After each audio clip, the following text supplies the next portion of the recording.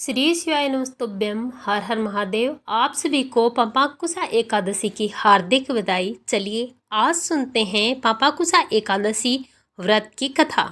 एक समय की बात है, धर्मराज युधिष्ठिर ने श्री कृष्ण से कहा कि अश्विनी मास के शुक्ल पक्ष की एकादशी का क्या नाम है, कृपा करके विस्तार पूर्वक बताइए। भगवान श्री कृष्ण ने कहा, अश्विन मास के शुक्ल पक्ष की एकादशी को पापांकुशा एकादशी के नाम से जानते हैं। इस एकादशी का व्रत करने वाला समस्त सुखों को प्राप्त करता है और साथ ही साथ उसे सारे पापों से मुक्ति मिल जाती है।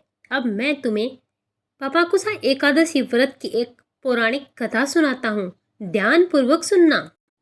पौराणिक कथा के अनुसार विंध्याचल पर्वत पर क्रोधन नाम का एक बैलिया रहता था। वह बड़ा क्रूर और हिंसक था। उसका सारा जीवन हिंसा, लूटपाट, महापान और गलत संगत में ही बीतता था। एक दिन अचानक से उसने जंगल में तपस्या करते हुए अंगिरा ऋषि से मिला। उसने अंगिर ऋषि से कहा, मेरा क्रम बहेलिये का है, इस कारण मुझे न जाने कितने ही निरह पशुओं को मारना पड़ता है। मैंने जीवन भर पाप कर्म किए हैं, इसीलिए मुझे नरक ही जाना पड़ेगा। कृपया कर मुझे कोई ऐसा उपाय बताएं जिससे मेरे सारे पाप मिट जाएं और मोक्ष की प्राप्ति हो। उसके निवेदन पर महर्षि अंगिरा ने उसे अश्विनी शुक्ल की पापांकुशा एकादशी का विधि पूर्वक व्रत करने को कहा। अंगिरा ऋषि के कहे अनुसार उस बहेलिये ने पापांकुशा एकादशी का व्रत रखा। अश्विन मास के शुक्ल पक्ष की एकादशी के दिन पापांकुशा एकादशी का व्रत रखा जाता है। बहेलिये ने विधि पूर्वक इस दिन भगवान विष्णु का पूजन किया और व्रत रखा। भगवान विष्णु की कृपा से बहेलिये को सारे पापों से छुटकारा मिल गया। मृत्यु के बाद जब यमदूत बहेलिये को यमलोक लेने के लिए आए तो वो चमत्कार देखकर हैरान हो गया। पापांकुशा एकादशी के प्रताप के कारण बहेलिये के सभी पाप मिट चुके थे। यमदूत को खाली हाथ यमलोक जाना पड़ा। बहेलिया भगवान विष्णु की कृपा से वैकुंठ लोक को गया।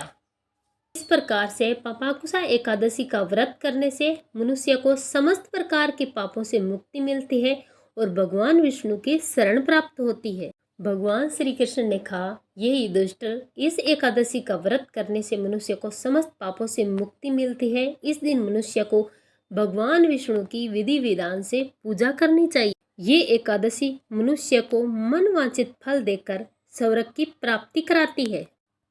मनुष्य को बहुत दिनों तक कठोर तपस्या से जो शुभ फल मिलता है, भगवान विष्णु को नमस्कार करने से ही वो फल प्राप्त हो जाता है। जो मनुष्य अज्ञानवश अनेक पाप करते हैं परंतु हरि को नमस्कार करते हैं, वे नरक में नहीं जाते। विष्णु के नाम के कीर्तन मात्र से संसार के सब तीर्थों के पुण्य का फल मिल जाता है। जो मनुष्य भगवान विष्णु की शरण में जाते हैं उन्हें कभी भी यम यातना भोगनी नहीं पड़ती।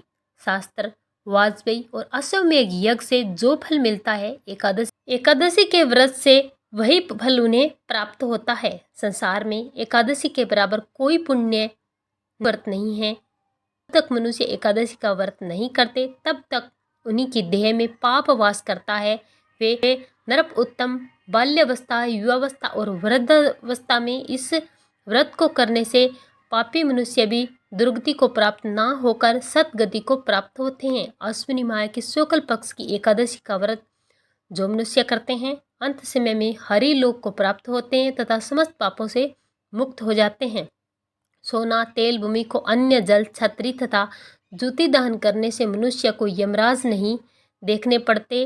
जो मनुष्य किसी प्रकार के पुण्य कर्म किए बिना जीवन के दिन व्यतीत करता है, वह लोहार की भट्टी की तरह सांस लेता हुआ निर्जीव के समान ही है।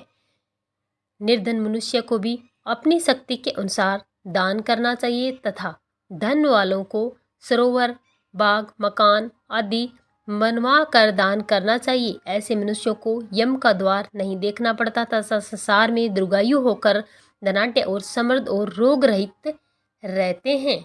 आइए थी एकादशी व्रत की कथा। आप इसे सुने, शेयर करें। पसंद आए तो वीडियो को लाइक करें और चैनल को सब्सक्राइब करें। कमेंट बॉक्स में हरि विष्णु जरूर लिखें।